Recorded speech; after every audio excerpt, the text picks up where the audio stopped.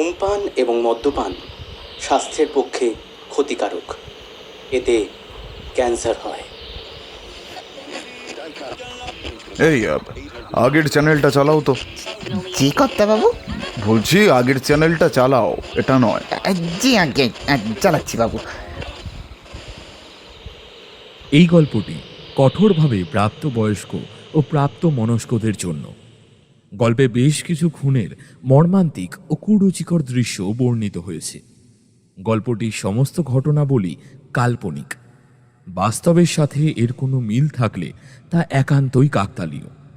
আশা করি শ্রোতারা গল্প শোনার আনন্দেই গল্পটি গ্রহণ করবেন।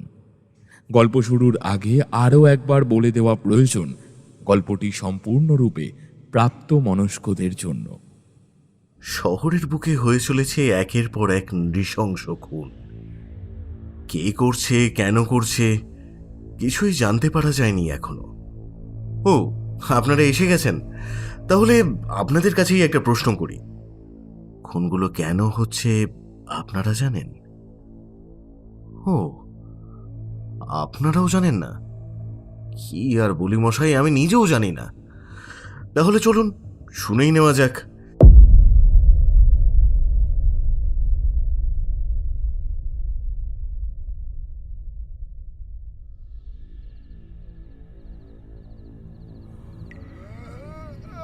মেঝেতে রক্তের ফোয়ারা বয়ে যাচ্ছে। গলাকাটা মুরগির মতো কাতরাচ্ছে সায়ন্তন। শরীর থেকে রক্তস্রোত বয়ে যাচ্ছে মেঝেতে।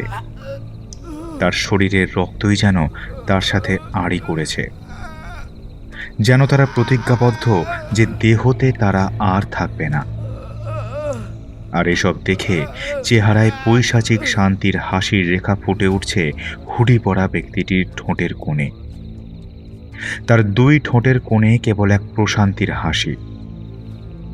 সম্পূর্ণ উলঙ্গ অবস্থায় মেঝেতে রক্তের স্রোতের উপর কাতরাচ্ছে সায়ন্তন। হুডি পরা লোকটির চোখে তীব্র নেশার আগুনের ফুলকি দেখা যাচ্ছে। অজ্ঞাত লোকটি নিজের পকেট থেকে একটা নুনের প্যাকেট বের করে হাতে নিলেন। মিস্টার সায়ন্তনের সমস্ত শরীরে অসংখ্য ব্লেডের দাগ দেখা যাচ্ছে, সেই সাথে ছুরি দিয়ে ফালা ফালা করে কাটার মতো চিহ্ন। নিম্নাঙ্গে হাজারো ব্লেডের কাটার দাগ স্পষ্ট দৃশ্যমান। শরীর থেকে একটা অন্ডকোষ বেরিয়ে গেছে ইতিমধ্যেই, আর তা মেঝেতেই গড়াগড়ি খাচ্ছে। হুডি পরা লোকটির হাতে নুনের প্যাকেট দেখে এই অর্ধমৃত প্রায় সংজ্ঞাহীন অবস্থাতেও ভয়ে শিহরিত হয়ে গেল সায়ন্তন। তার শরীর যদি এই মুহূর্তে এক চিমটিও নুনের সংস্পর্শ পায়, তবে তার থেকে বোধহয় মৃত্যুর যন্ত্রণাই বেশি সুখকর হতো। হুডি পরা লোকটির ডান হাতে ধরে আছে একটা ধারালো ব্লেড, যেটা রুমে থাকা ড্রিম লাইটের আলোতে চকচক করছে। অপর হাতে ধরে আছে একটা নুনের প্যাকেট। এবার ব্লেডের ধারালো অংশ দিয়ে কেটে ফেলল সেই নুনের প্যাকেটটি। দু হাতেই গ্লাভস পরে আছে সে, যা ড্রিম লাইটের আলোতে স্পষ্ট বোঝা যাচ্ছে। ব্লেডটা নিজের প্যান্টের পকেটে ঢুকিয়ে নিয়ে তারপর ডান হাত নুনের প্যাকেটে ঢুকিয়ে এক মুঠো নুন বার করে আনে সে। চিত হয়ে শুয়ে ছটফট করে সমানে কাতরে চলেছে সায়ন্তন। ইতিমধ্যে চেয়ার ছেড়ে উঠে দাঁড়ালো হুডি পরা সেই লোকটি। ডান হাতের মুঠোয় থাকা নুন সে ছিটিয়ে দিতে লাগলো সায়ন্তনের উপর। প্রাণের দায়ে অসহ্য জ্বালা যন্ত্রণায় চিৎকার করতে লাগলো সায়ন্তন। কিন্তু এতটুকুও মায়া হলো না সেই হুডি পরা লোকটির মনে। এই অবস্থাতেও অতি কষ্টে অনেকটা বল জুগিয়ে হাত জোর করে মাপ চাইতে লাগলো সায়ন্তন। কিন্তু সেদিকে একটুও নজর দিল না হুডি পরা সেই লোকটি। কিসের এত রাগ, কিসের শত্রুতা, আর কেনই বা তাকে শাস্তি দিচ্ছে সে? প্রশ্নগুলো করবারও আর সময় পেল না সায়ন্তন। ইতিমধ্যেই তার ডান পাটা উঁচিয়ে নিয়ে তার নিম্নাঙ্গে সজোরে একটা লাথি দিল। মুখ দিয়ে একটা যন্ত্রণাদায়ক আওয়াজ বের করে কাঁপতে লাগলো সায়ন্তন। ধীরে ধীরে নিঃশ্বাস ভারী হতে লাগলো তার। দু চোখে কেবল অন্ধকার দেখছে সে। দেখতে দেখতে চোখের পলকেই শেষ নিঃশ্বাস ত্যাগ করে সায়ন্তন। ব্লেড এবং ছুরি মেঝেতে রেখে ডান হাতের একটা আঙুলে একটা চাবির রিং ঘোরাতে ঘোরাতে সায়ন্তনের বাড়ি থেকে বেরিয়ে পড়ল হুডি পরা সেই অজ্ঞাত লোকটি।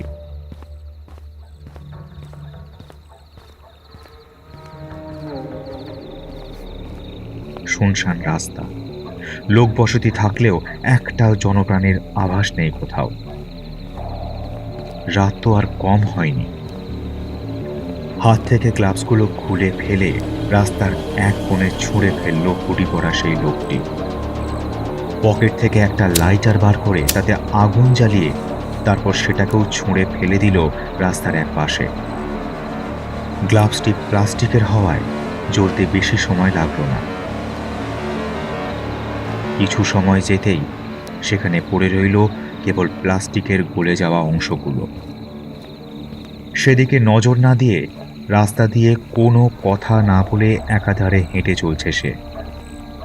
ঠক ঠক করে বুট জুতোর আওয়াজ তুলে হেঁটে চলেছে সেই মানুষটি। সেই সাথে গুনগুন করে চলেছে বিদ্রোহী কবি কাজী নজরুল ইসলামের রচিত মানুষ কবিতাটি। কবিতাটা বলা শেষ হলেই নতুন একটা কবিতা ধরল সে। তবে সেটি বেশ উদ্ভট বলা যায়। উদ্ভট কবিতাটি গুনগুন করতে করতে সে পথ দিয়ে এগিয়ে যেতে লাগলো। রক্তের স্নিগ্ধ মাখা ঘ্রাণে মাতাল আমি হই, ভয় ঢুকে যাচ্ছে জনগণের প্রাণে, আমি যে তাদের মনে রই।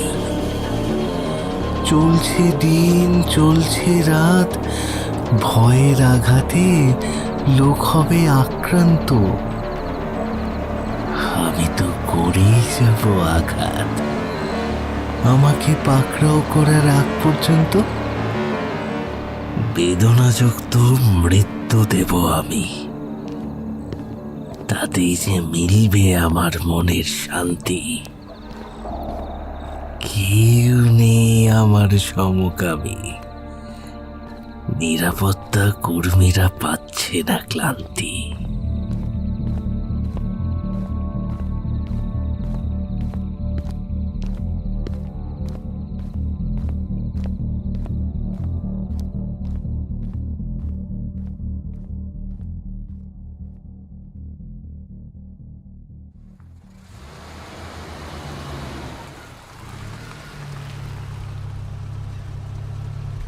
বাড়ির সামনে গাড়ি পার্কিং করে গাড়ি থেকে নেমে গেল তিনজন। বাড়ির সামনে একটা অ্যাম্বুলেন্স দাঁড়িয়ে আছে, আর তার পাশে একটা পুলিশ জিপ রয়েছে। দ্রুত গতিতে পা চালিয়ে বাড়ির ভেতরের দিকে প্রায় ছুটে যাচ্ছেন মিস অলিন। তাকে অনুসরণ করছে রক্তিম এবং রুদ্র। মার্ডার স্পটে কিছু পুলিশ দেখা যাচ্ছে, যদিও বাইরে থেকে দেখে বোঝা যায়নি যে বাড়ির ভেতরে পুলিশ রয়েছে। মেঝেতে উলঙ্গ অবস্থায় পড়ে আছে একটা নৃশংস ভয়ঙ্কর ক্ষতবিক্ষত দেহ। দেহ থেকে বেরিয়ে আসা রক্ত মেঝেতে লাল হয়ে আছে, কোথাও আবার জমাট বেঁধে কালচে হয়ে গেছে। পুলিশের তরফ থেকে দেহটির চারদিকে সিল করে দেওয়া হয়েছে যাতে কেউ প্রবেশ করতে না পারে। দেহটির চারপাশে মেঝেতে চক দিয়ে দাগ কাটা আছে। দেহ থেকে নিম্নাঙ্গ এবং অন্ডকোষ একেবারেই আলাদা হয়ে পড়ে আছে পাশে। অসংখ্য ধারালো ব্লেডের দাগ এবং ছুরি দিয়ে কাটার চিহ্ন রয়েছে দেহতে।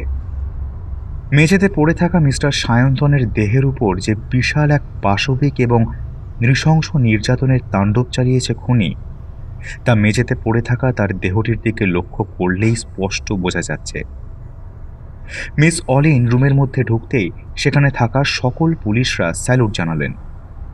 সেদিকে তাকালেন না মিস অলিন। রুদ্র এবং রক্তিমকে বললেন, জায়গাটা ভালো করে দেখে নাও, আর সন্দেহজনক প্রত্যেকটা জায়গা ক্যামেরা দিয়ে ক্যাপচার করে নাও। মিস অলিনের কথার প্রত্যুত্তরে রুদ্র জানায়, জি ম্যাম, সবকিছু ভালো করে দেখছি। মিস অলিন হেঁটে হেঁটে বাড়ির চারদিকে ঘুরে ঘুরে দেখতে লাগলেন।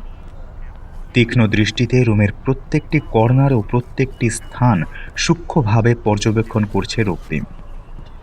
রুদ্র কেবল রক্তিমের চিহ্নিত করে দেওয়া স্থানগুলোর ছবি তুলে নিচ্ছে। কিছু পেলে খুনিটাকে ধরার মতো? অনেক কিছু খুঁজে পেলাম। এখানে তোমার আর কোনো কাজ আছে কি?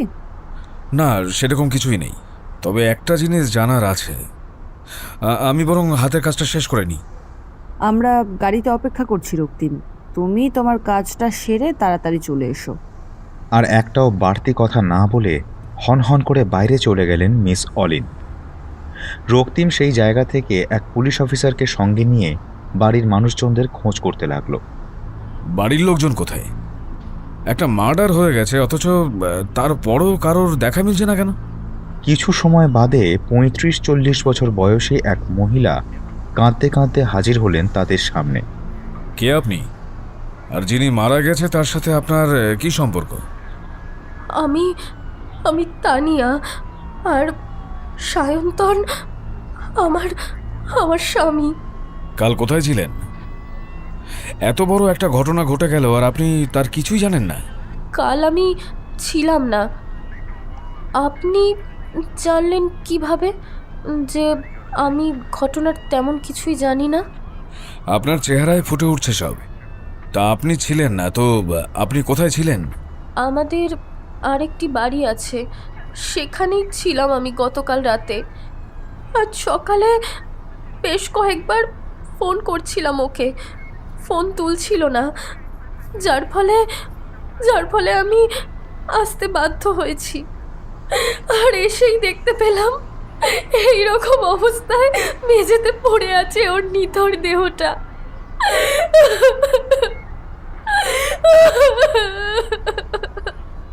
কিছুটা বিচলিত হয়ে আবার প্রশ্ন করে রক্তিম।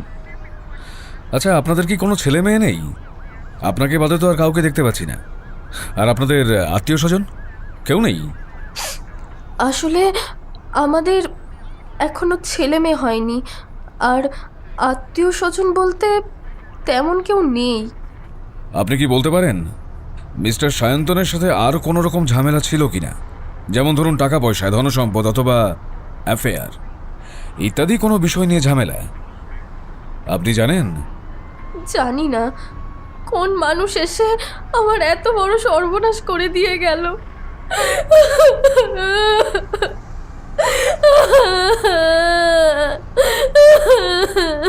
আচ্ছা শুনুন, আপনি এরকম কান্নাকাটি করবেন না।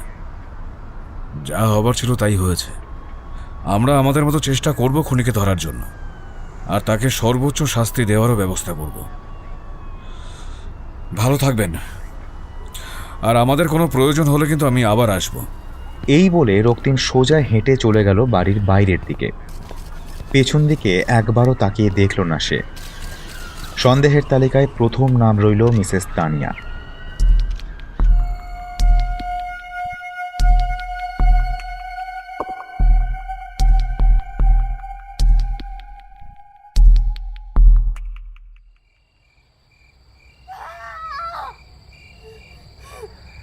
রাত তখন ৩টে ছুঁই ছুঁই।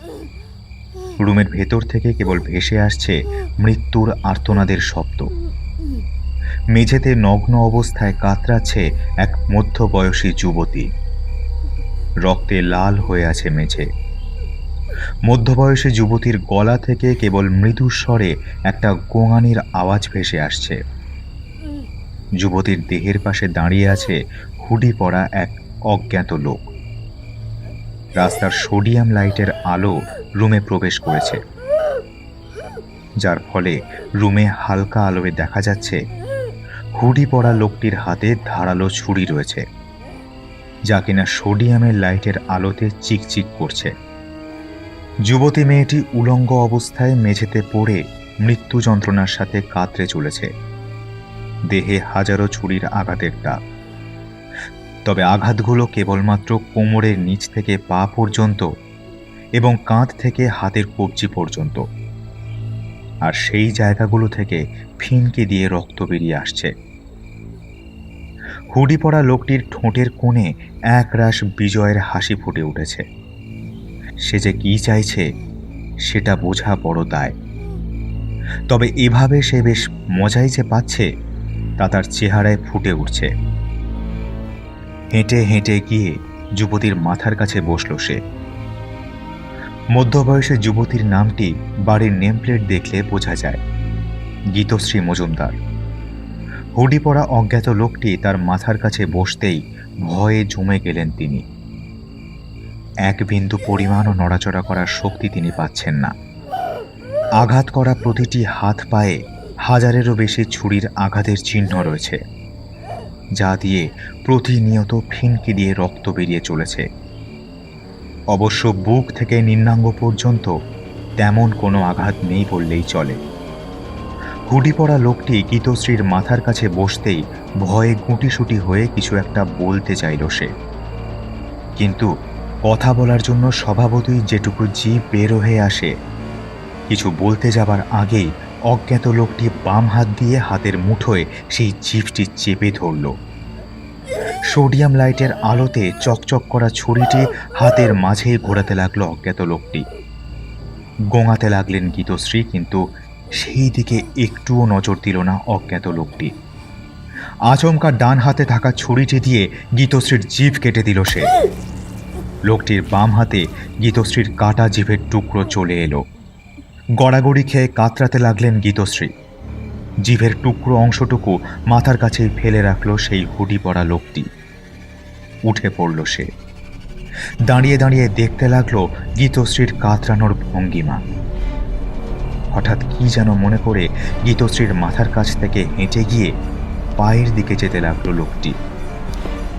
বুট জুতো পরার ফলে ঠক ঠক করে শব্দ হচ্ছে রুমের মধ্যে। হাঁটতে হাঁটতে গীতশ্রীর কোমর পর্যন্ত এসে নিম্নাঙ্গের দিকে তাকিয়ে থেমে যায় সে। ছুরি হাতে নিয়ে বসে পড়ে সেখানে। নিম্নাঙ্গের দিকে কামনার দৃষ্টিতে তাকিয়ে মনের গোপন কোঠরে কিছু একটা ভেবে চলল সে। হঠাৎ করেই ডান হাতে ধরে থাকা ছুরিটা শক্ত করে মুঠোয় আবদ্ধ করে নিল লোকটি। গীতশ্রীর জিভ কেটে ফেলার ফলে মুখ দিয়ে রক্ত বেরিয়েই যাচ্ছে অবিরাম, আর দেহটা কিছুক্ষণ পরপর কাঁপুনি দিয়ে চলেছে। লোকটি ছুরিটিকে হাতের মুঠোয় শক্ত করে ধরে গীতশ্রীর নিম্নাঙ্গে ছুরি দিয়ে আঘাত করে সম্পূর্ণ ছুরিটি ঢুকিয়ে দিল। এক টান দিয়ে পুরো ছুরিটি বার করে আনলো লোকটি সেইখান থেকে। হঠাৎ করেই লোকটি উন্মাদনায় গীতশ্রীর পেট থেকে বুক পর্যন্ত একের পর এক ফালা ফালা করে কোপ বসাতে শুরু করলো। জিভ কেটে ফেলায় তেমন কোনো আওয়াজ তিনি করতে পারছেন না। সেই সাথে গীতশ্রীর হিতাহিত জ্ঞান নেই বললেই চলে। আঘাতের পর আঘাত খেয়ে অবচেতন হয়ে গেছেন তিনি। হঠাৎ আঘাত করা থামিয়ে দিল লোকটি। নিম্নাঙ্গের স্থান থেকে উঠে এসে মুখের কাছে এসে বসে পড়ল সে। হাতে থাকা ছুরিটাকে শক্ত করে ধরে উপর থেকে উঁচু করে গীতশ্রীর মুখের ভেতরে ঢুকিয়ে দিল সে। টাস করে একটা শব্দ হলো কেবল। ছুরির আঘাতে হয়তো গীতশ্রীর চোয়াল থেকে দাঁত ভেঙে গিয়েছে। অনেক বেশি ধারালো ছুরি হওয়ায় গীতশ্রীর গলার ভেতর দিয়ে ঘাড় ভেদ করে অপর পৃষ্ঠ দিয়ে বাইরে বেরিয়ে গেছে ছুরিটার মাথা। গীতশ্রীর দেহটা দুবার কেঁপে নিস্তেজ হয়ে গেল মুহূর্তেই। কিন্তু এখনো ক্ষান্ত হয়ে যায়নি লোকটি। গীতশ্রীর পেটের উপর থেকে গলা পর্যন্ত একের পর এক আঘাত করেই চলেছে সে। অনেকবার আঘাতের ফলে তার পেটের ভেতর থেকে নাড়িভুঁড়িগুলো বাইরে বেরিয়ে এসেছে। রক্তের ছিটেগুলো পিচকিরির মতো এদিক সেদিক করে ছড়াতে লাগলো। রক্তগুলো ছিটকে বেরিয়ে যাবার ফলে ইতিমধ্যেই হুডি পরা লোকটার জামা কাপড়ে লেগে গিয়েছে। রুমের ভ্যাপসা গন্ধ আর তার সাথে যুক্ত হয়েছে রক্তের সেই নেশাময় ঘ্রাণ। দুটি গন্ধ এক হয়ে যাবার ফলে রুমের মাঝে তৈরি হয়েছে একটা নেশাতুর ভ্যাপসা গন্ধ। হুডি পরা লোকটি ছুরি দিয়ে আঘাত করা বন্ধ করে দিল। ছুরিটা পকেটে পুরে সে উঠে দাঁড়ালো। রুম থেকে বেরিয়ে যাওয়ার জন্য বাইরে পা বাড়াতেই হঠাৎ কি মনে করে সে আবার গীতশ্রীর দেহের কাছে ফিরে এলো। আবার গীতশ্রীর নিথর হয়ে যাওয়া দেহটির মুখের কাছে বসে গেল। পকেট থেকে ছুরিটা বের করে হাতের মুঠোয় শক্ত করে ধরে বুকের ওপর কিছু একটা লিখতে লাগলো সে। লেখা শেষ করে আবার পকেটে ছুরিটা পুরে নিল। ধীর পায়ে হেঁটে রুমের দরজা দিয়ে বাইরে বেরিয়ে এলো সে। কিছু সময় পরেই গীতশ্রীর বাড়ি থেকে বেরিয়ে রাস্তা দিয়ে হাঁটতে লাগলো। নির্জন রাস্তায় সোডিয়াম লাইটের আলোর নিচ দিয়ে হেঁটে চলেছে সে। সোডিয়াম লাইটের আলোতে কেবল তার ছায়াটাই রাস্তার পিছে স্পষ্ট হয়ে দেখা যাচ্ছে। সেই সাথে বুট জুতোর ঠক ঠক করে শব্দ। সম্পূর্ণ রাস্তাটাই তখন ফাঁকা। না মিলছে কোনো মানুষের দেখা, আর না মিলছে একটু আগে হেঁটে যাওয়া অজ্ঞাত লোকটিকে।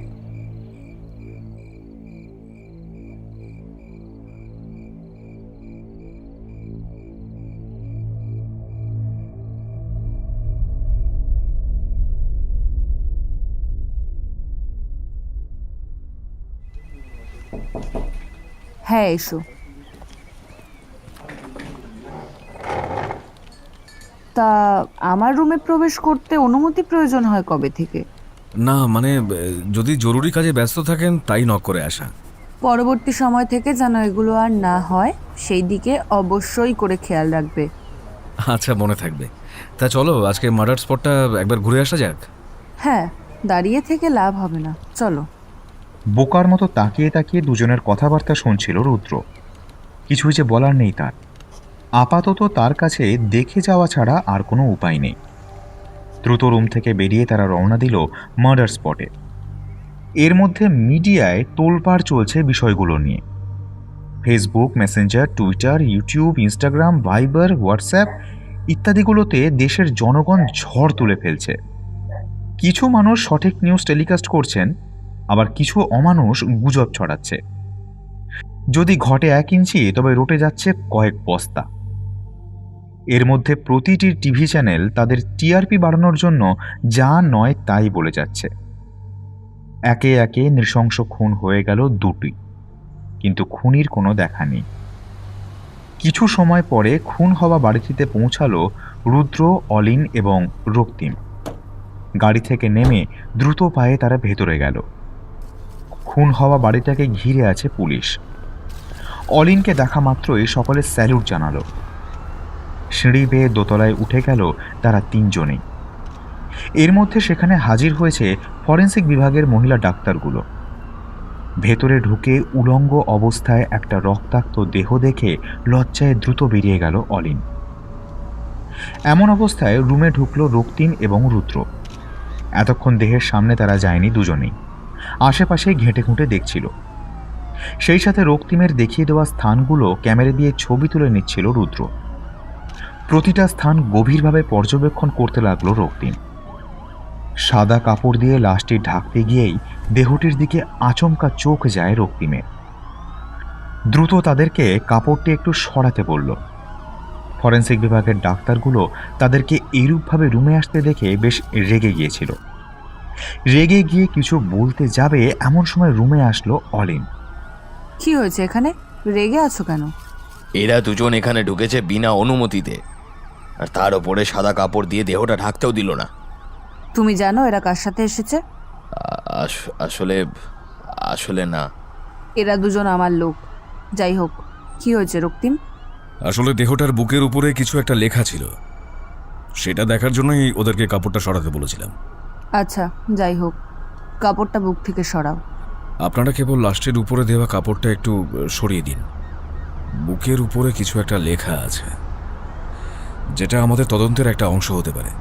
একজন ফরেন্সিক বিভাগের ডাক্তার এসে মেঝেতে রক্তাক্ত অবস্থায় ঢেকে রাখা গীতশ্রীর লাশটার বুক পর্যন্ত কাপড়টা নামিয়ে দিল, তবে খুব সাবধানে। কেবল লেখা স্থানটুকু ওপেন করল। এছাড়া দেহের বাকি অংশগুলো কাপড় দিয়ে সুন্দরভাবে ঢেকে রেখেছে। লেখা স্থানটুকু ওপেন করতেই একটা অক্ষর বেরিয়ে এলো। অক্ষরটা ঠিক কি তা বোঝা বড় দায়। হাজারো কাটার উপরে একটা অক্ষর লেখা আছে। দ্রুত পকেট থেকে ফোনটি বার করে আঁকিবুকি অক্ষরটির কিছু অ্যাঙ্গেলের ছবি তুলে নেয় রুদ্র। তারপর ফোনটা অফ করে সে পকেটে পড়ে নিল। দ্রুত রুম থেকে বেরিয়ে গেল রক্তিম এবং রুদ্র। রুম থেকে তারা দুজন বেরিয়ে যেতেই তাদের সামনে হাজির হলো অলিন। রুদ্র, তুমি রুমের ভেতরে থাকা সন্দেহজনক স্থানগুলো ক্যামেরায় ছবি তুলে অফিসে চলে যাও, আর ছবিগুলো প্রিন্ট আউট করে রেখে দিও। আমি আর রক্তিম একটা গুরুত্বপূর্ণ কাজে যাচ্ছি, ফিরতে একটু দেরি হতে পারে।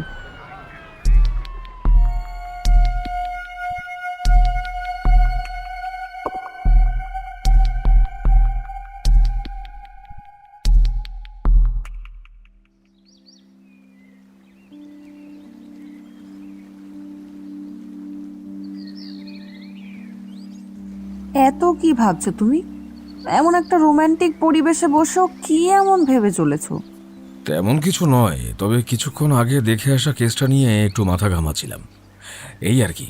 এইরকম একটা পরিবেশে একটা মেয়ে জড়িয়ে ধরে আছে, আর সেই সময় কি অনুভূতি আসা প্রয়োজন তাও তোমার জানা নেই। কেবল কেস নিয়ে যত ভাবনা।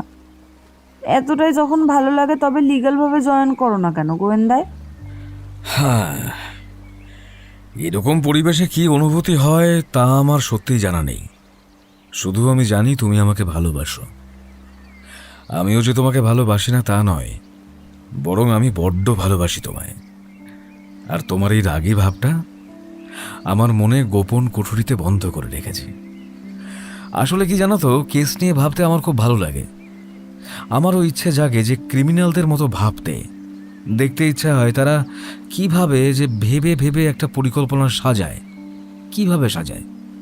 আমি চাইলে হয়তো বহু আগেই লিগ্যালভাবে গোয়েন্দা সংস্থায় জয়েন করতে পারতাম, তবে আমার ঠিক ভালো লাগে না কারোর হুকুম মেনে কাজ করা। পুলিশ, গোয়েন্দা অথবা আমি, যাদেরকেই বলো না কেন, তারা কেবল হুকুমের গোলাম। এরা নিজের ইচ্ছেই কিছুই করতে পারবে না যতক্ষণ না উপর মহল থেকে অনুমতি না পাওয়া যাচ্ছে। তাই বলতে পারো আমি কারোর আন্ডারে কাজ করাটা পছন্দ করি না। আমার যেটা মনে হবে আমি সেটাই করব। কারো থেকে অনুমতি নেওয়া আমার সবচেয়ে বেশি বিরক্তকর লাগে।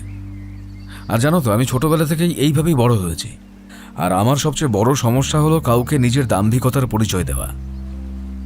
দেখো, যদি আমি কোনো সংস্থার হয়ে কাজ করি তবে আমার মধ্যে সংস্থানের একটা হাবভাব ফুটে উঠবে, আর যেটা আমি বরাবরই অপছন্দ করি। আশা করি তোমার সকল প্রশ্নের উত্তর দিতে পেরেছি নাকি? হ্যাঁ, সব বুঝলাম। আর আমি যে তোমাকে ভালোবাসি তা জেনেও এতদিন চুপ ছিলে কেন? আমার আরও একটা সমস্যা হলো, আমি কোনো কিছু জেনেও কারোর কাছে প্রকাশ করি না। আর আমি কোনো কবি অথবা ফিল্মের অভিনেতা নই যে সেভাবে উতলে পড়ে ভালোবাসার কথা জানাবে। আমাকে বিকৃত মস্তিষ্কের মানুষ বলতে পারো বটে, তবে আমি আমার মতোই। কাউকে নকল করা আমার ঠিক আসে না। তার বলতে তুমি যে বিকৃত মস্তিষ্কের মানুষ তা তোমাকে দেখলেই বোঝা যায়। দুপুর গড়িয়ে বিকেল হতে চললো, আজকের জন্য উঠি। চলো, তোমার মর্জিতে তো এখন আমার চলতে হবে, না চলে আর উপায় কি? অলিন আর কিছু বলল না। বেঞ্চ থেকে সে উঠে দাঁড়ালো। তারপর রক্তিমের হাতের মাঝে নিজের হাতটি দিয়ে নিঃশব্দে হাঁটতে লাগলো সামনের দিকে। কিছু দূর এগোতেই নিজেদের গাড়ির সামনে আসলো দুজনেই।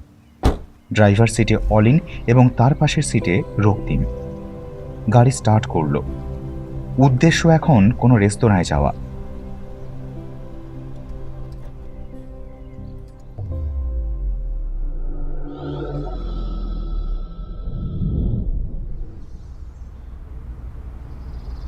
Hello, Sourav speaking. কে বলছেন? হ্যাঁ সৌরভ, আমি রক্তিম বলছি।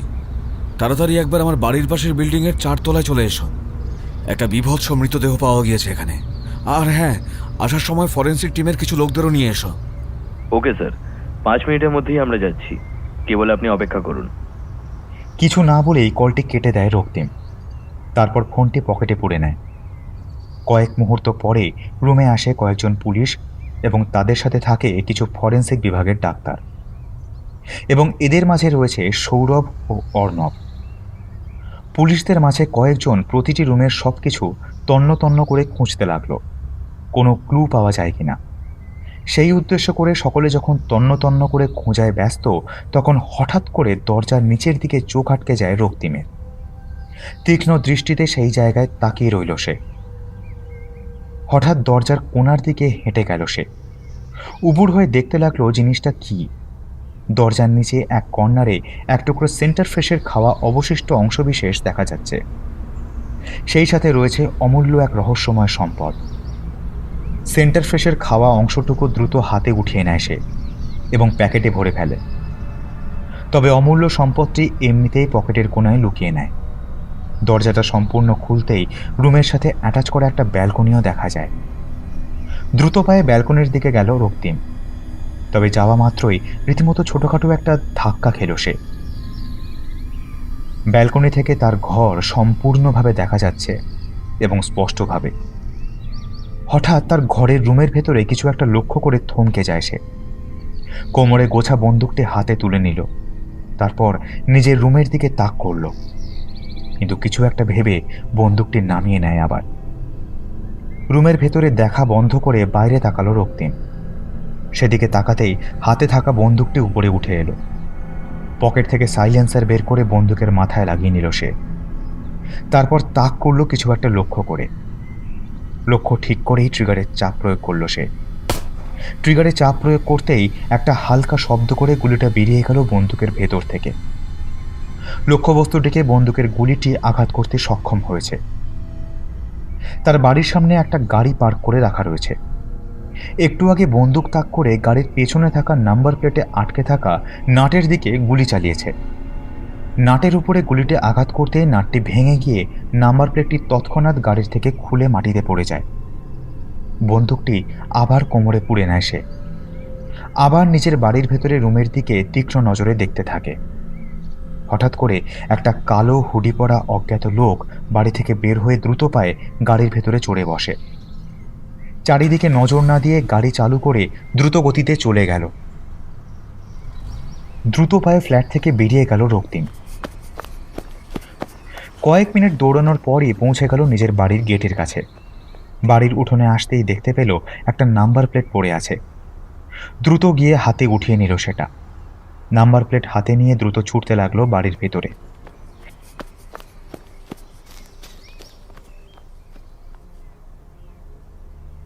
বাড়ির ভেতরে সকল জিনিসপত্রই ঠিকঠাক রয়েছে, কোনো জিনিসের একটুও নড়চড় হয়নি। তবে লোকটা কি করতে এসেছিল? নিজের রুমে ঢুকলো রক্তিম। একটা জায়গায় চোখ আটকে যায় তার। দরজার কর্নারে এক টুকরো সেন্টার ফ্রেশের খাওয়া অংশের টুকরো রয়েছে। দ্রুত হাতে নিয়ে তা প্যাকেটে ভরে নিল। রুমের ভিতর খুঁজতে লাগলো কোথাও কোনো জিনিস নড়চড় হয়েছে কিনা। না, সন্দেহযুক্ত তেমন কিছুই তার চোখে পড়েনি। কোনোভাবেই বুঝতে পারছে না রুমের মধ্যে ঠিক কি ঘটেছে। হঠাৎ পাশের দেওয়ালে চোখ যায় তার। কাঠে খোদাই করা আলমারির পাশের দেওয়ালে কালো কিছু একটা দেখা যাচ্ছে। ধীর পায়ে কর্নার ঘেঁষে গেল সেখানে। কিছুক্ষণ পর্যবেক্ষণ করতেই বুঝে গেল এটি একটি ছোট্ট ক্যামেরা। অজ্ঞাত ব্যক্তির রুমে আসার কারণটাও বুঝে গেল রক্তিম।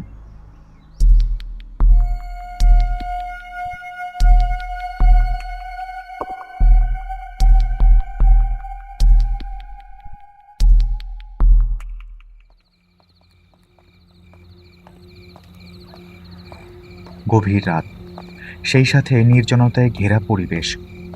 পায়ের খটখট আওয়াজ করে এক হাতে ছুরি এবং অপর হাত পকেটে পুরে কালো কাপড়ে গা ঢাকা দিয়ে মাথায় হুডি পরে এগিয়ে চলেছে রক্তিম।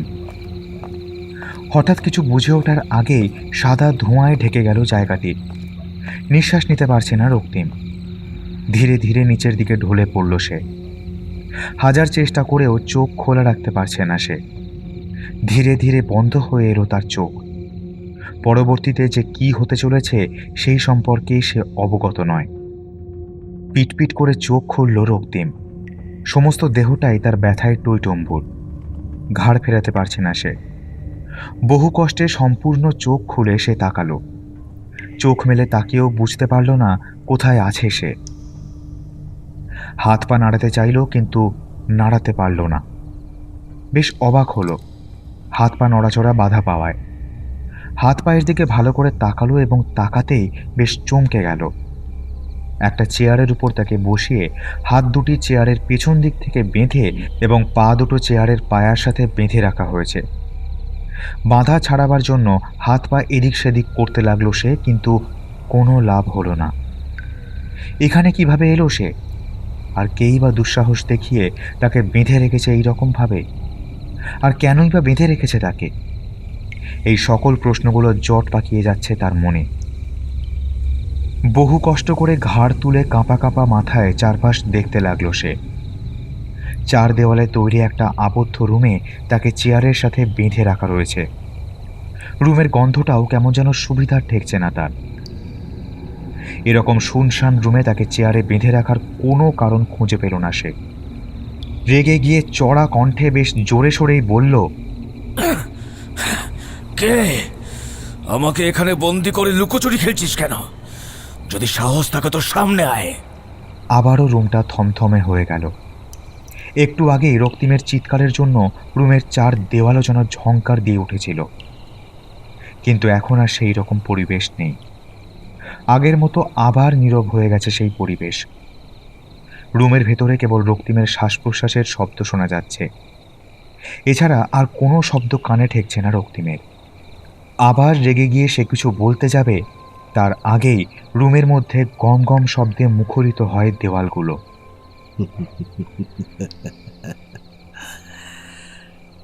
Happy death day to you, happy death day to you, happy death day dear Raktim, happy death day to you.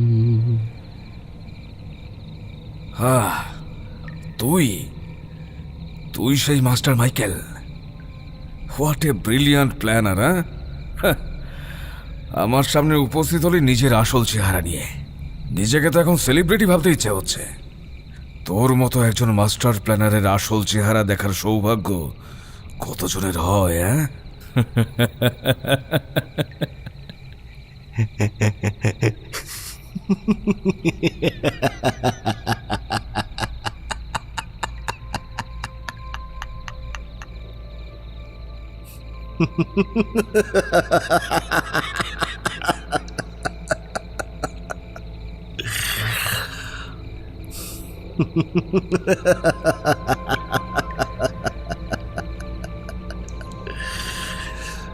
Poor Roktim. Oh, my poor friend. তোর সেন্স অফ হিউমারটা কিন্তু মারাত্মক। হ্যাঁ, মৃত্যুর আগের মুহূর্তেও হাসির কথা বলছিস। হ্যাঁ, actually it's a bad habit dear. সেই ছোট্টবেলা থেকেই এটা তোর ভারী বদ অভ্যাস ভাই। হ্যাঁ, তা ঠিক বলতে পারিস। তবে এটাও ভালো করে জানিস যে আমি কখন খুব বেশি হাসি। অল্প হলেও জানিস, কারণ একসময় যে তুই আমার বন্ধু ছিলিস। রাখ তোর বন্ধুত্ব। এতদিন কোথায় ছিল তোর বন্ধুত্ব? আবারও বোকার মতো কথা বললি তুই। আমি ভেবে পাচ্ছি না তোর মতন একটা বলদমার্কা ছেলে এত বড় প্ল্যান করে এগিয়ে চললো কিভাবে। বন্ধুত্ব শেষ আমি নয়, তুই করেছিলিস। মনে করে দেখ, তোর ভালো লাগছিল না আমাকে, তাই করেছিলিস। কথা বলার আগে ভেবে নিবি, নয়তো পরিণাম বড় খারাপ হবে রে। ডায়লগ ডায়লগ ডায়লগ ভাই ভাই, তোর এই ডায়লগ বাজিটা এবার বন্ধ কর। Look at your clock my friend. Tick talk, tick talk, tick talk. Your death countdown is going on, my dear. আর মাত্র কয়েকটা মিনিট পরই তোর ভয়ানক মৃত্যু নেমে আসবে আমার হাতে। আর তোকে এতটা ভয়ঙ্কর মৃত্যু দেব যা দেখে লোকের আত্মা কেঁপে উঠবে। আরে just let it go dear. You are my friend after all. আমি কাউকে মৃত্যুর আগে তার শেষ ইচ্ছেটা জিজ্ঞেস করি না। But you are a special case indeed. After all তুই আমার বন্ধু ছিলি, তাই অ্যাটলিস্ট তোর শেষ ইচ্ছেটা পূরণ করার জন্য প্রতিজ্ঞা নিলাম। হ্যাঁ, ভালো করেছিস। প্রতিজ্ঞা যখন করেছিস তখন তোকেই করতে হবে, ঘাবড়ানোর কিছু নেই। তুই আমাকে আগে থেকেই চিনিস, আমি মৃত্যুকে ভয় পাই না। আমি মৃত্যুর সাথে লড়াই করতে অনেক বেশি পছন্দ করি। আর হ্যাঁ, কারো কাছে জীবন ভিক্ষা চাওয়াটা মোটেও কাম্য করে না রক্তিম। ও আহ, আবার তোর সেই dialogues and dialogues. My dear Raktim, এবার বল না তোর শেষ ইচ্ছেটা কি? এতক্ষণ ধরে তোর বক বক বক বক শোনার মতো কিন্তু আমার হাতে সময় নেই। আরে ভাই, আমার কথা শেষ করতে দিবি তো আগে। সে যাই হোক, তোর লাইফ স্টোরিটা শোনার জন্য আমার মন বড় ব্যাকুল হয়ে আছে। যখন তোর মন খারাপ থাকতো তখন হাজার চেষ্টা করেও শুনতে পারিনি তোর মনের কথা। আর আজ আমার শেষ ইচ্ছে অনুযায়ী আর প্রতিজ্ঞা দেওয়া অনুযায়ী তোর ছোটবেলা থেকেই কাহিনীটা বলা শুরু করে দে। আহা, বেশ ভালো কথা মনে করেছিস। তবে কাউকে বলতাম না আমি, কিন্তু তোকে যখন কথা দিয়েছি তোর শেষ ইচ্ছেটা পূরণ করব, না করলে বড্ড বাজে দেখাবে, তাই না?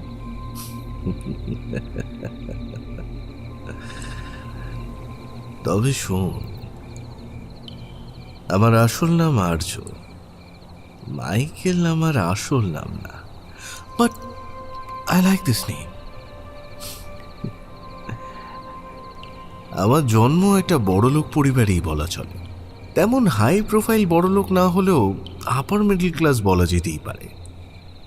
দেখতে শুনতো I was quite handsome, you know right? Animesh Chowdhury আর কল্যাণী চৌধুরী ছিল আমার বাবা মা। তবে বাবা মায়ের সাথে সময় কাটাবার জন্য বাবা মাকে সঙ্গী হিসেবে কখনো পাইনি। তারা দুজনেই শুধু টাকা দিয়ে সংসার করতে চেয়েছেন। তারা দুজনে গড়ে তুলতে চেয়েছেন একটা টাকার পাহাড়। দুজনেই ছুটতেন শুধু টাকার পেছনে। ছেলেকে দেওয়ার মতো সময় তাদের কাছে ছিল না। আমি বড় হতে লাগলাম কাজের লোকেদের কাছে। তারাই সর্বক্ষণ আমাকে সাথে রাখতেন, খেয়াল রাখতেন। আমার 11 বছর বয়স হতে না হতেই মাও মারা যায়। বাট তার কারণ হিসেবে হয়তো আমাকেই ধরা চলে।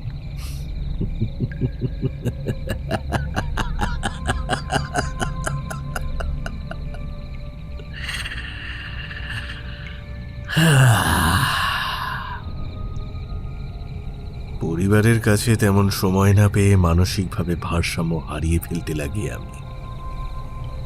নিজের মতোই সময় কাটাতে লাগলাম। অবশ্য এতে আমার বাবা মা নিষেধ করতেন না, কারণ তারা তো আমাকে সময়ই দিতে পারতেন না। যার ফলে আমার মর্জিতেই সব কিছু হতো। জানিস তো, আমার এই মানসিক ভারসাম্য হারিয়ে ফেলার পেছনে না রয়েছে আমার এই বাবা মার ঝগড়া, অশান্তি। প্রায় সময় দেখতাম তাদের মধ্যে শুধু ঝগড়াই লেগে আছে। আমার খুব ইচ্ছে করতো, জানিস তো, আমার খুব ইচ্ছে হতো মায়ের কোলে মাথা রেখে ঘুমোতে। ইচ্ছে হতো বাবাকে জড়িয়ে থাকতে। কিন্তু সে সুযোগ কখনো পাইনি আমি। মাত্র 6 বছরে পা রাখতে না রাখতেই আলাদা রুমে পাঠিয়ে দেয় আমাকে। রাতের বেলা ওই অন্ধকারে একা একা বড় ভয় পেতাম, জানিস। কিন্তু তবুও মানিয়ে নেওয়ার চেষ্টা করতাম। এরকম ভাবেই চলতে থাকে আমার দিনকাল। আর এইভাবেই চলতে চলতে নিজেকে ডুবিয়ে নিলাম অন্ধকারে। আমি হয়ে গেলাম অন্ধকারের প্রিয় নিশাচর। রাতের আধারকেই আমার বড্ড আপন মনে হয়। রুম থেকে বেরোবার তেমন প্রয়োজনও হতো না আমার।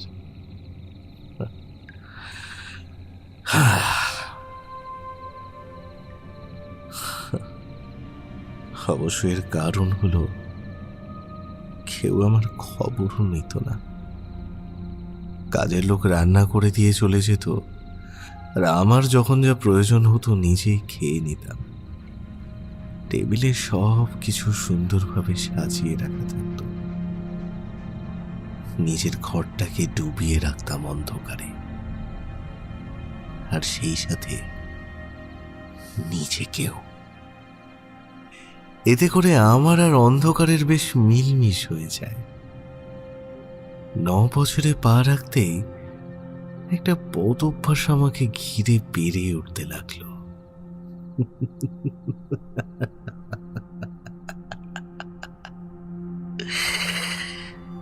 কান্না।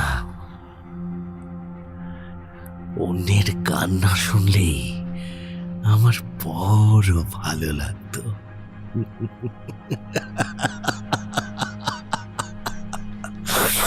এক অদ্ভুত তৃপ্তি নেমে আসতো আমার গোটা শরীর জুড়ে।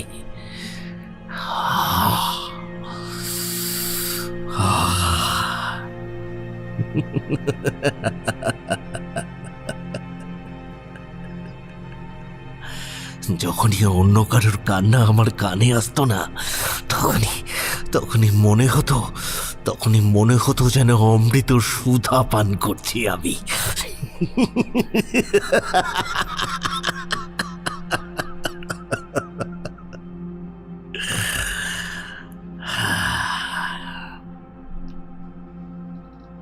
আমার এই বদ অভ্যাসের প্রথম শিকার হয় আমাদের বাড়ির কাছাকাছি বস্তিতে থাকা ঝুম্পা রায়ের মেয়ে অরুণিমা। বাচ্চা মেয়েটির বয়স কত হবে? ওই 7 বছর। অবশ্য ঝুম্পা রায়কে আমাদের বাড়িতে কাজের জন্য রাখা হয়েছিল। সেই সূত্রেই নিজের ছোট্ট মেয়েটিকে নিয়ে আসতেন তিনি আমাদের বাড়িতে। এমনই একটা দিন তিনি তার বাচ্চা মেয়েটিকে নিয়ে আমাদের বাড়িতে এসেছিলেন কাজের জন্য। তিনি তখন বাড়ির ভিতরে কাজ করছিলেন, আর বাচ্চা মেয়েটি সুইমিং পুলের ধারে খেলা করছিল। আমি না সাধারণত ঘরের ভেতরেই সময় কাটাতাম, বিশ্বাস কর। কিন্তু সেদিন কিসের জন্য বাইরে বেরিয়েছিলাম ঠিক মনে নেই, জানিস তো। বাইরে বেরিয়ে আসতে দেখতে পেলাম বাচ্চা মেয়েটি হাতে বল নিয়ে গুটি গুটি পায়ে সুইমিং পুলের কাছে খেলছে। ভারী মিষ্টি মেয়েটা। ভয়ানক বদ অভ্যাসটা না সেই প্রথমবার আমার মাথা চাড়া দিয়ে উঠল। গুটি গুটি পায়ে হেঁটে বাচ্চা মেয়েটির কাছে এগিয়ে গেলাম।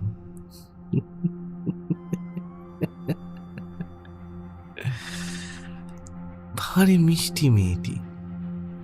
বাচ্চা মেয়েটা মায়ার দৃষ্টিতেই তাকিয়েছিল। হাতে থাকা বলটা আমার দিকে এগিয়ে দিচ্ছিল আমার সাথে খেলবে বলে।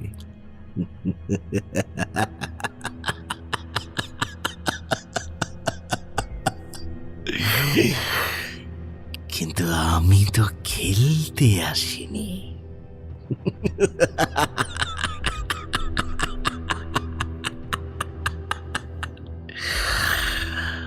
আমি এসেছি আমার জীবনের প্রথম খুনের সূচনা ঘটাতে।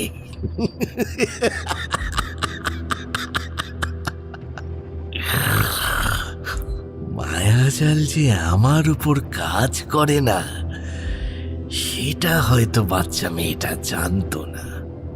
একটুও বাচ্চাটার প্রতি মায়া না দেখিয়ে সজোরে তার মুখের উপর লাথি মারলাম।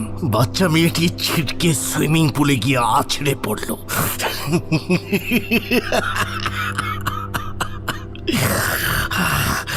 কি শান্তি! বাচ্চা মেয়েটাকে দেখছিলাম জলের নিচে তলিয়ে যাচ্ছে। আস্তে আস্তে আস্তে আস্তে সে জলের নিচে তলিয়ে যাচ্ছিল। তবুও জানিস তো, তবুও সে হাতড়ে চলছে একটু বাঁচার আশায়। কিন্তু সেদিকে নজরই আমি দিলাম না। দাঁড়িয়ে দাঁড়িয়ে উপভোগ করতে লাগলাম। বাচ্চা মেয়েটি ঠিক কিভাবে মারা যাচ্ছে, কিভাবে নিজেকে বাঁচানোর জন্য অপ্রাণ হাত পা ছড়াছড়ি করে চলেছে। তৃপ্তি, অসম্ভব তৃপ্তি। তবে কি জানিস তো, বাচ্চা হওয়ার দরুন মেয়েটি বেশিক্ষণ টিকতে পারেনি। বেশ অনেকটাই জল খেয়ে নিয়ে শ্বাস প্রশ্বাস বন্ধ হয়ে মারা যায়। জলের নিচেই তলিয়ে যায় বাচ্চা মেয়েটি। তারপর আমি চলে এলাম নিজের রুমে। সেই থেকে শুরু। ছি, একটা মানুষ কতটা খারাপ হলে একটা বাচ্চা মেয়েকে এইভাবে মারতে পারে?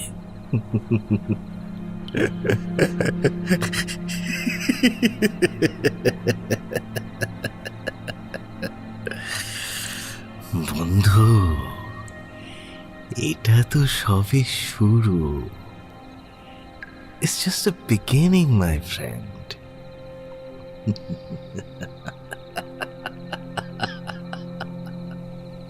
আচ্ছা, তোর মায়ের মৃত্যুর পিছনে কি তোরই হাত আছে? তারপর কি হয়েছিল? বাচ্চা মেয়েটিকে তার মা বেশ কিছুক্ষণ যাবৎ না দেখার ফলে খোঁজ নিতে বাসা থেকে বেরিয়ে এলেন। এমনিতেও ঝুম্পা মহিলাটি বেশ রোগা পটকা।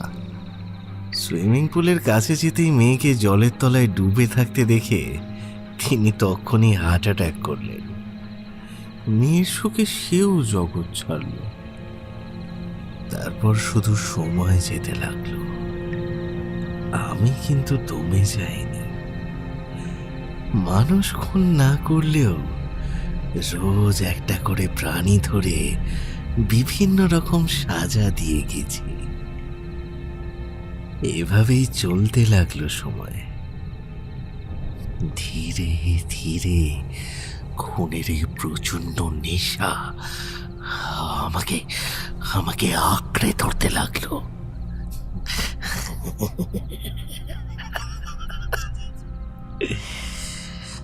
আমার বয়স তখন 11। হঠাৎ একদিন রাতে দেখি বাবা মার রুম থেকে চিৎকার চেঁচামেচি করছে। সবই শুনছিলাম, তবে আমার কিছুই মনে হচ্ছিল না, জানিস তো। কিন্তু মায়ের বলা একটা কথা আমার মাথায় গেঁথে গেল। ভালোভাবে শুনতে লাগলাম কথাগুলো। আমি ডিভোর্স চাই, আমার মুক্তি চাই, মুক্তি চাই আমার। আমাদের ছেলে আর্যর কথা অন্তত একটাবার ভেবে দেখো তুমি।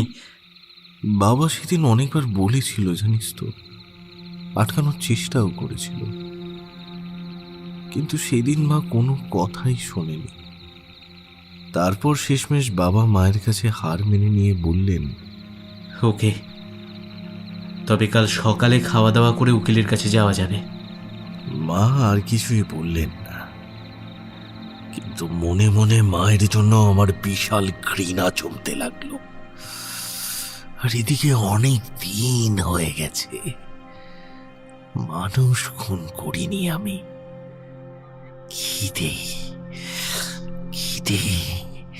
খিদেটা বড্ড বেড়েছিল।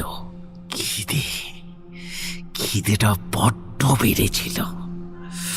খুব ইচ্ছে হলো মায়ের মৃত্যু দেখার।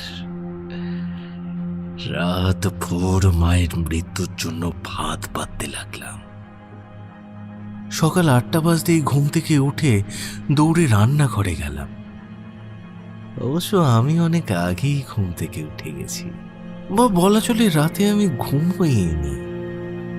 ছুরি দিয়ে রান্নাঘরের গ্যাসের পাইপটিকে মোটামুটি ছিদ্র করে দিয়েছিলাম। কাজটা করেই দ্রুত রুম থেকে বেরিয়ে এলাম। আমি জানতাম আর একটু পরেই আমার মা ঘুম থেকে উঠে কফি করতে যাবে। রান্নাঘর থেকে বেরিয়ে আসলেও আমার নজর ছিল সেই দিকেই। মোটামুটি 15 মিনিট, বুঝলি তো। 15 মিনিট পরেই রান্নাঘরে এলেন কল্যাণী দেবী। অবশ্য মার একটা বদ অভ্যাস আছে, রান্না করার সময় তিনি রান্নাঘরের দরজা আটকে নেন। আর এই ফায়দাটাই ভালোভাবে কাজে লাগিয়েছিলাম। রান্নাঘরে আসতেই তিনি একটা পাত্রে জল নিয়ে ওভেনের উপরে রাখলেন। তারপর দরজাটা আটকে দিয়ে ওভেনের আগুন জ্বালাবার চেষ্টা করলেন।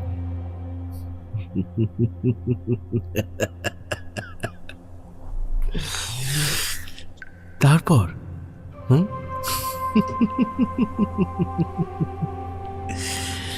তারপর যা ঘটার তাই হলো। আগুন জ্বালাতেই বুম!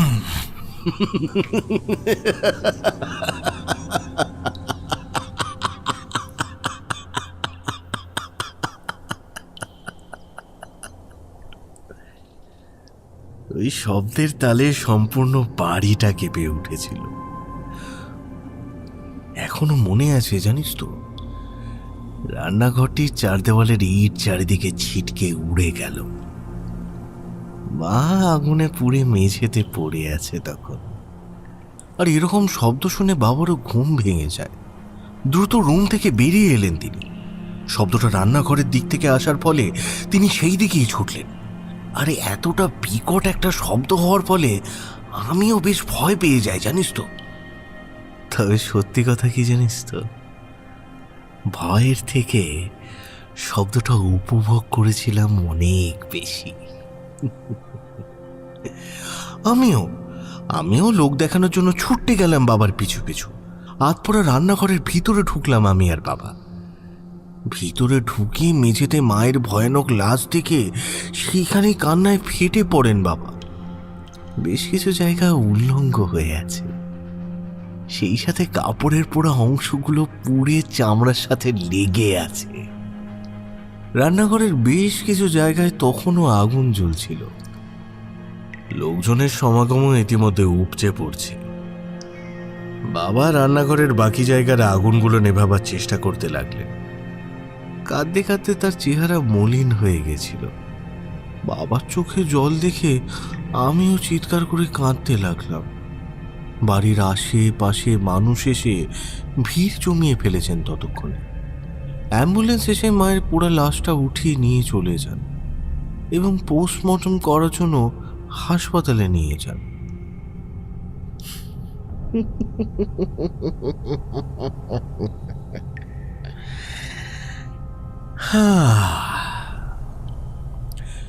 এই ঘটনার কিছুদিন পরেই বাবা আবার বিয়ে করলেন। অচেনা মহিলাটির দিকে তাকানোর কোনো প্রয়োজন আমি মনে করিনি। তার নাম রুমকি দেব। আমি তাকে কখনো আমার ধারে কাছেও ঘেঁষতে দিইনি। মায়ের মৃত্যুর পর থেকে আমিও বদলাতে শুরু করি। এতদিন মায়ের জন্য পূর্ণ স্বাধীনতাটা পাইনি, এখন সেও নেই, তাই বাধা দেওয়ারও কেউ নেই।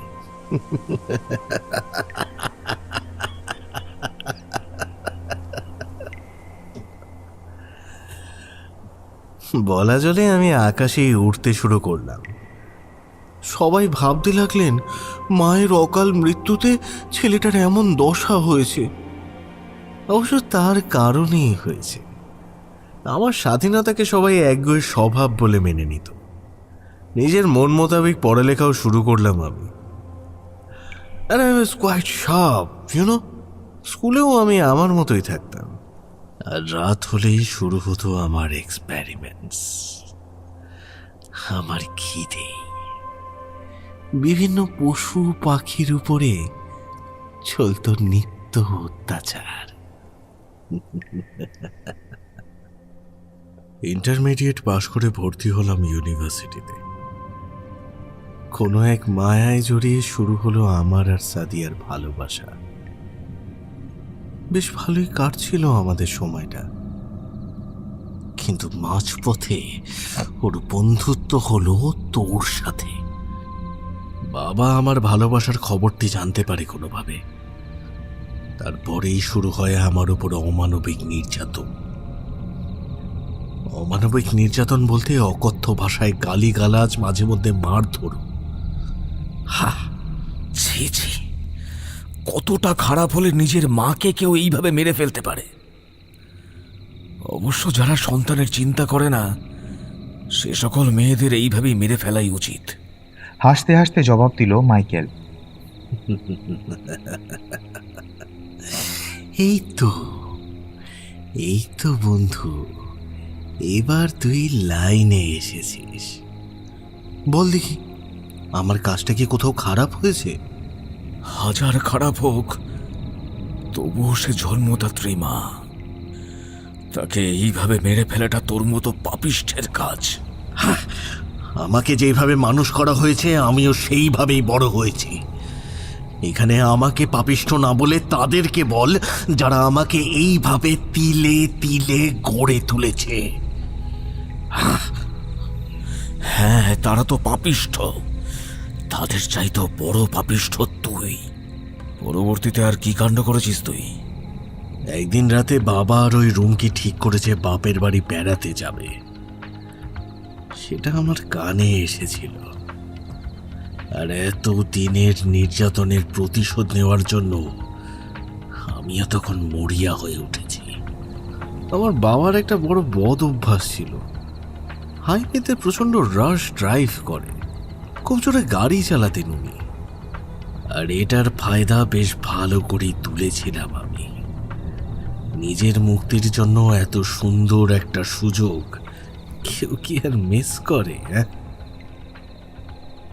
রাতের আধারে গাড়ির সামনের ডিক্কি খুলে ডেকের তারগুলো সূক্ষ্মভাবে কেটে দিলাম, আর এইরকম ভাবেই জোড়া রাখলাম যাতে গাড়িটা 40 স্পিড লিমিট পেরোলেই ব্রেক আর কোনো কাজে আসবে না।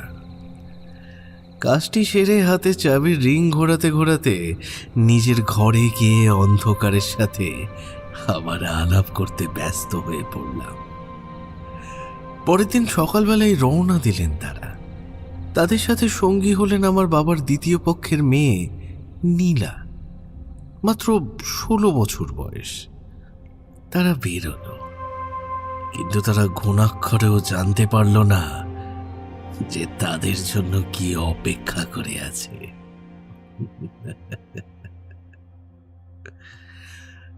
অনেকক্ষণ হয়েছে বাড়ি থেকে বের হয়েছে তারা। এদিকে তাদের মৃত্যুর খবর শোনার জন্য অনেক আগ্রহ নিয়ে বসেছিলাম আমি। সকাল 11টা হবে। 11টা নাগাদ জনৈক টেলিভিশন চ্যানেলে ব্রেকিং নিউজে বলতে লাগলো খবরটা। সকাল 10:30 নাগাদ কলকাতা এমজি রোডের ধারে একটা গাড়ি অ্যাক্সিডেন্ট হয়েছে। গাড়িটি অনেক জোরে চালানোর দরুন পথের মধ্যে একটা ট্রাকের সঙ্গে সজোরে ধাক্কা খায়। অ্যাক্সিডেন্টের ফলে ঘটনাস্থলে গাড়িতে থাকা 3 জনের মধ্যে 2 জনেরই মৃত্যু ঘটেছে। গাড়িতে থাকা 16-17 বছরের একটি মেয়ে জীবিত অবস্থায় আছে, তবে তার অবস্থা ক্রিটিক্যাল বলে জানিয়েছেন কর্মকর্তারা। মৃত্যুর সাথে লড়াই করছে সেই ছোট্ট মেয়েটি। ট্রাকের সাথে গাড়ির ধাক্কার ফলে ব্যাপক ক্ষয়ক্ষতি হয়েছে গাড়ির এবং ঘটনাস্থলের। সেই সাথে বেশ কয়েকজন আহত হয়েছেন। আহত এবং নিহতদেরকে কলকাতা মেডিকেল কলেজ হাসপাতালে ভর্তি করা হয়েছে এবং তথ্যসূত্র অনুযায়ী জানা গেছে গাড়িতে মৃত 2 জন স্বামী স্ত্রী, যাদের নাম অনিমেষ চৌধুরী এবং রুমকি দেব চৌধুরী। অনিমেষ চৌধুরী পেশায় একজন ব্যবসায়ী। আপাতত এতটুকুই জানা গেছে বলে দাবি করছেন স্থানীয় পুলিশ কর্মকর্তারা। পরবর্তী ঘটনা জানতে চোখ রাখুন আমাদের চ্যানেলের পর্দায়। সাথে থাকুন, সঙ্গে থাকুন। ধন্যবাদ। এতটুকু শুনেই টিভিটা অফ করে দিলাম। রাগে তখন আমার কান রক্তে লাল হয়ে গেছে। ভেবেই নিয়েছি নিজের হাতে আরো একটা খুন করতে হবে আমায়। সব প্ল্যান তো আর এভাবে ভেস্তে দেওয়া যায় না। এমন সময় আমার কাছে একটা ফোন কল এলো। চিন্তিত থাকার ফলে কিছুটা ভয় পেয়ে যাই আমি। নিজেকে সামলে নিয়ে কলটা রিসিভ করলাম। ওপাশ থেকে একটা মধ্যবয়স্ক লোকের কণ্ঠ ভেসে এলো। আর্য, তুমি কোথায় আছো? তোমার বাবা মা আর বোনের গাড়ি অ্যাক্সিডেন্ট করেছে। তুমি কোথায়? কি বলছেন আঙ্কেল? এই ঘটনা কখন হলো? আর আর বাবা মা এখন কোথায়? তারা সবাই সুস্থ আছেন তো? তোমার বাবা আর মা ঘটনাস্থলেই মারা যায়। তোমার বোন বেঁচে ছিল, কিন্তু হাসপাতালে নিয়ে যাওয়ার সময় সেও শেষ নিঃশ্বাস ত্যাগ করে। না না না না, এ হতে পারে না, এ হতে পারে না। দেখো, এক সময় না এক সময় সবাইকে বিদায় নিতে হয়। যার যখন সময় শেষ হবে সেই মারা যাবে। নিজেকে সামলাতে শেখো, আর নিজেকে সামলে নিয়ে কলকাতা মেডিকেল কলেজ হাসপাতালে চলে এসো। আর কিচ্ছুটি না বলেই ফোনটা কান থেকে নামিয়ে কেটে দিলাম কলটা। তারপর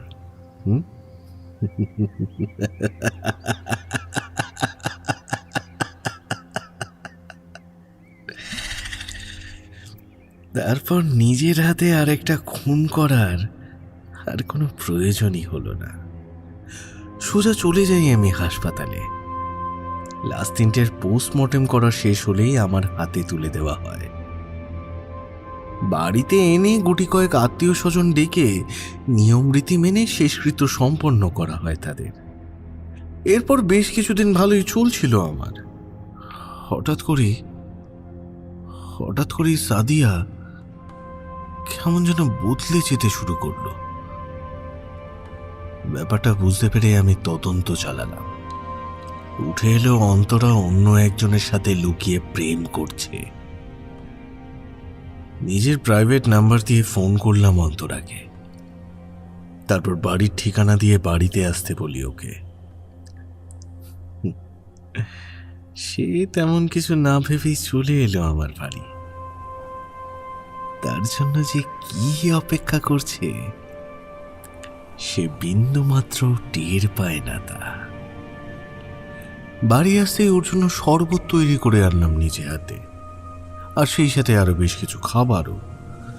কড়া রোদ্দুর থেকে আসায় প্রচুর তেষ্টাও পেয়েছিল অন্তরার। হয়রান হয়ে অন্তরা প্রথমে শরবতের গ্লাসটাই হাতে নেয়, আর খেতেই তার মাথাটা ভনভন করে ঘুরতে লাগলো তার।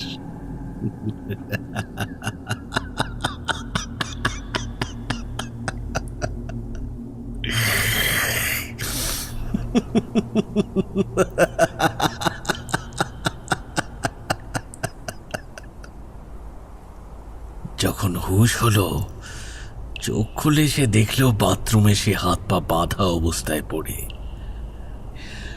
আর তার সামনে হাতে ধারালো একটা চকচকে ছুরি নিয়ে আমি বসে আছি।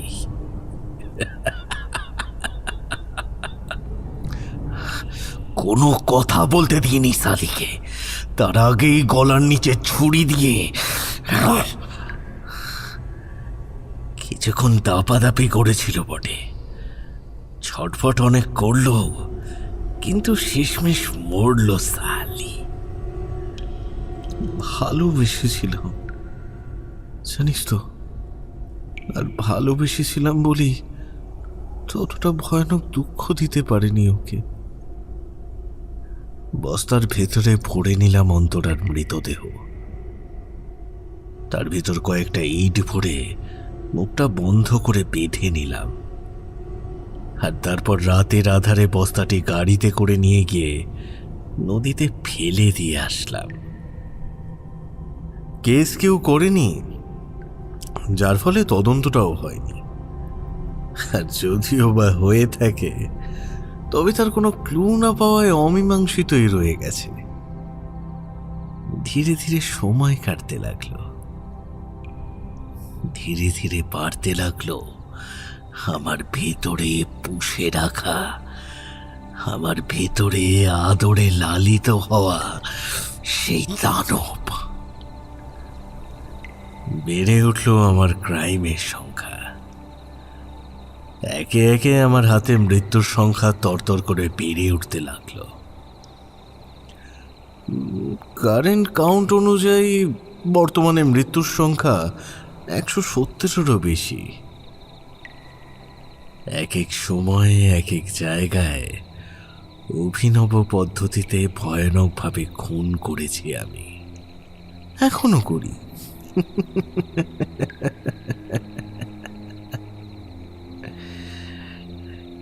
But I was getting bored, yaar. এইভাবে চলে বল, হ্যাঁ? It was just a one-sided game. তাই ক্রাইমের পর এবার বেশ কয়েকবার আমাকে ধরার জন্য পুলিশের ক্লু দিতে শুরু করি। কিন্তু সেই ক্লুগুলো ভেদ করে আমার পর্যন্ত কোনোদিনও পৌঁছতে পারলো না ওরা।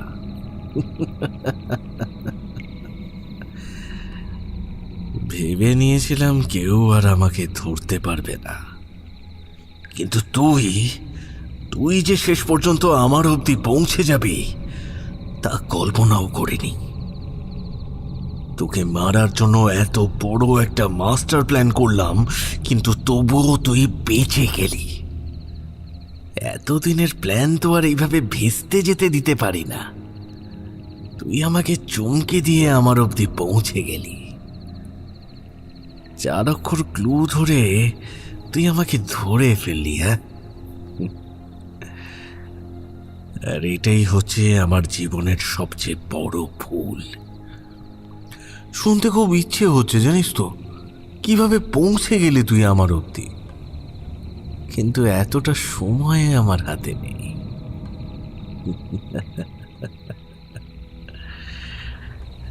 Happy journey my friend. Happy journey বলেই হাতে থাকা ছুরিটি উঁচু করে রক্তিমের বুক বরাবর আঘাত করতে যাবে, সেই মুহূর্তেই পেছনে বেঁধে রাখা 2টি হাত খুলে সামনে এনেই মাইকেলের ছুরির আঘাত আটকে দিল রক্তিম।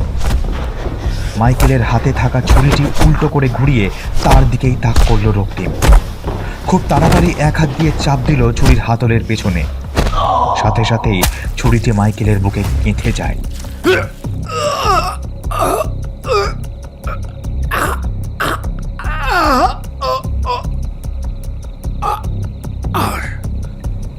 এই রকম আচমকা ঘটনার জন্য একটুও প্রস্তুত ছিল না মাইকেল। কি থেকে কি হলো কিছুই বুঝতে পারল না সে। খচ করে একটা শব্দ হলো শুধু। বুকে হাত দিয়ে সে মেঝেতে বসে পড়ল। হাত দিয়ে দ্রুত পায়ের দড়ি খুলতে লাগলো রক্তিম। পায়ের দড়ি খুলে জুতোর ভেতর থেকে বের করে আনলো 9mm বন্দুকটি। বন্দুক হাতে তুলে চেয়ার থেকে উঠে দাঁড়ালো রক্তিম। মাইকেলের চারপাশে ঘুরতে ঘুরতে ধীর গলায় রক্তিম গম্ভীর কণ্ঠে বলতে লাগলো, বহু অপেক্ষার পর এই সময়টি হাতে পেয়েছি। তুই ভুলে গিয়েছিলি যে আমি একজন গোয়েন্দা, সেই সাথে মার্শাল আর্টও জানি রে। তাই সব ধরনের টেকনিক রপ্ত করাটা আমার কাছে দুধ ভাতের মতো। সেই সাথে আমি কোর্টের হাতার ভিতরে একটি ব্লেড রেখে দিই, যাতে করে যদি কোনো সমস্যায় আটকে যায় এটি দিয়ে উদ্ধার করা যাবে। তোর লাইফ হিস্ট্রি জানার জন্য যেমন বেশ কৌতূহল ছিল, ঠিক তেমনভাবেই তার উপরই প্ল্যান করে ছক কষে ফেললাম। প্ল্যান কেবল তুই নয় রে, আমরাও পারি। হ্যাঁ, একটা মানুষ যখন পুরনো স্মৃতিচারণ করে তখন বাস্তবে ফিরে এলে তার মধ্যে হিতাহিত জ্ঞান থাকে না, যার ফলে সে বিচক্ষণতার দৃষ্টিতে সবকিছু দেখে উঠতে পারে না, আর তার অগোচরে বহু কিছু করা সম্ভব।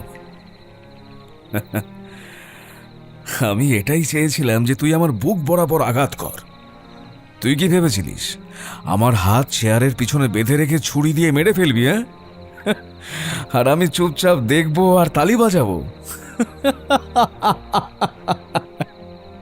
আরে তুই এখন কোন জগতে বাস করিস রে? হ্যাঁ,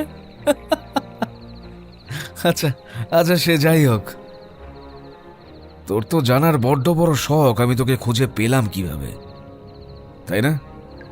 তবে শোন। এই বলে ডান হাতে বন্দুক ধরে সে চেয়ারে বসে বলতে শুরু করলো, প্রতিটা খুনের ছবিগুলো বাড়ির সিক্রেট রুমে টাঙানো অবস্থায় রেখে রিসার্চ করতাম। এমনকি কোন খুনের সাথে কিরকম বা কোন ক্লু জড়িয়ে আছে যেটা চোখে পড়ছে না আমাদের, গভীরভাবে সব কিছু পর্যবেক্ষণ করতে লাগলাম আমি। গতকাল যখন আমার বাড়িতে হুডি পরে তুই এসেছিলিস তা দূর থেকে লক্ষ্য করেছিলাম আমি। তারপর গাড়ি থেকে বন্দুক বার করে নাম্বার প্লেট তাক করে গুলি করলাম। গুলিটি সোজা গিয়ে লাগলো তোর গাড়ির নাম্বার প্লেটে লাগানো নাটে। গুলিটি নাটে লাগতেই ভেঙে যায় নাট, যার ফলে নাম্বার প্লেটটি খুলে নিচে পড়ে যায়। আর তার কিছুক্ষণ পরেই তুই চলে এলি। আমি তাড়াতাড়ি পাশের বাড়ি থেকে নিজের বাড়িতে ছুটে আসি। বাড়িতে ঢুকেই প্রথমে নিচে পড়ে থাকা নাম্বার প্লেটটি হাতে নিয়ে এক পলক দেখে ঘরের ভিতরে যাই। রুমে গিয়ে দেখি তেমন কিছুই নেই, যার জন্য কেউ আমার বাড়ির ভিতরে প্রবেশ করবে। রুমের সব জিনিসগুলো ঠিকঠাক জায়গায় রয়েছে, সেদিকে নজর না দিয়ে আমি আমার কাজে ব্যস্ত হয়ে গেলাম।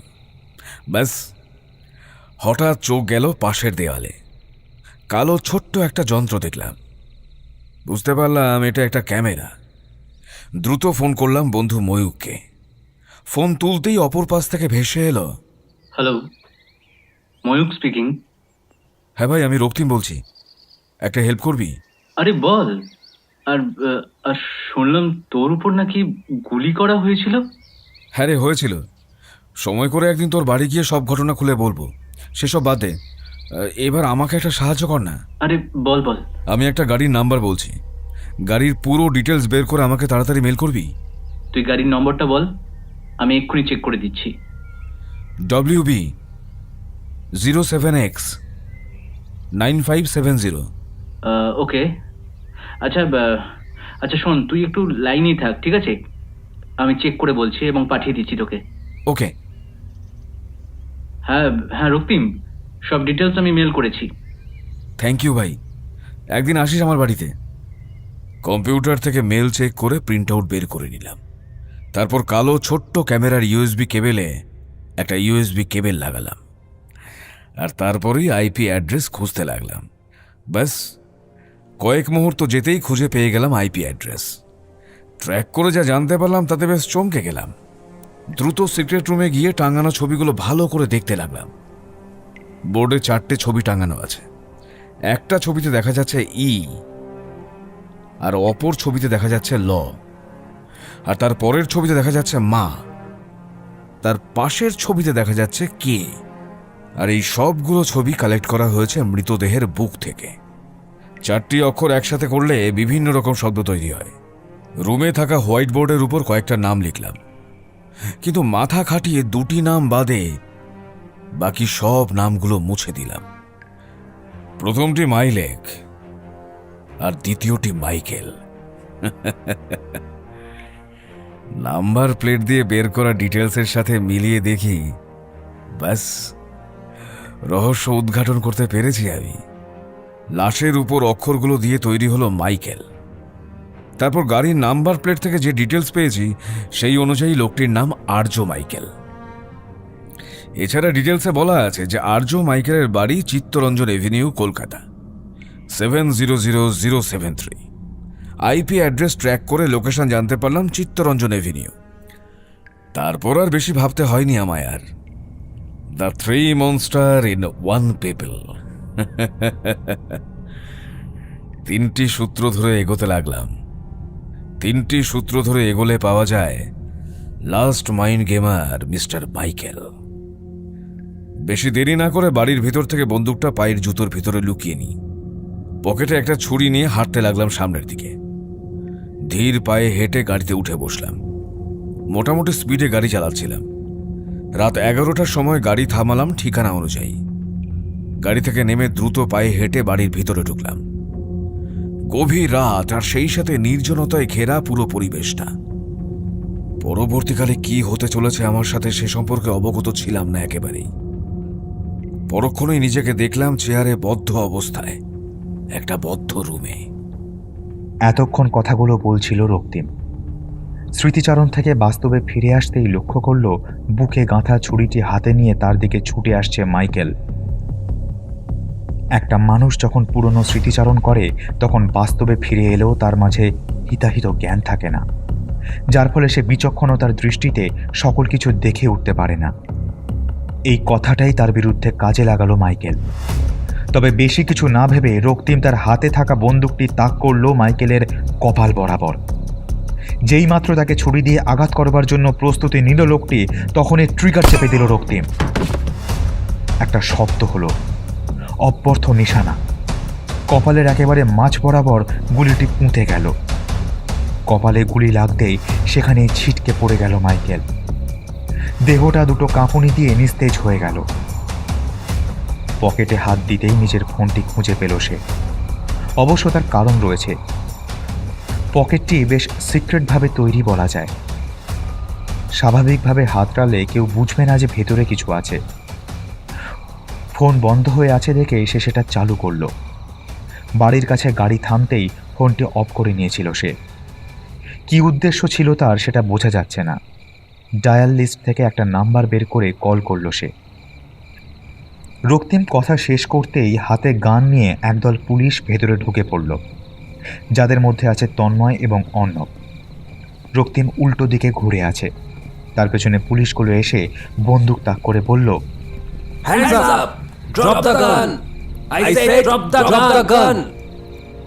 হঠাৎ করেই সেই তেজস্ক্রিয় আলো দিয়ে ভেতরে কেউ একজন হেঁটে ঢুকলো। সবাই সেই দিকে তাকালো, কিন্তু আগন্তুকের চেহারা দেখা যাচ্ছে না।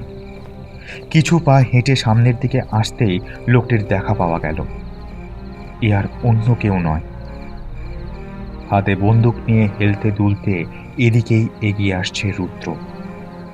কারোর মুখেই কোনো কথা নেই, আর সেটা দেখে রক্তিম এক গগনবিদারী অট্টহাসি দিয়ে তাদের দিকে ঘুরে বলল, ইটস শো টাইম।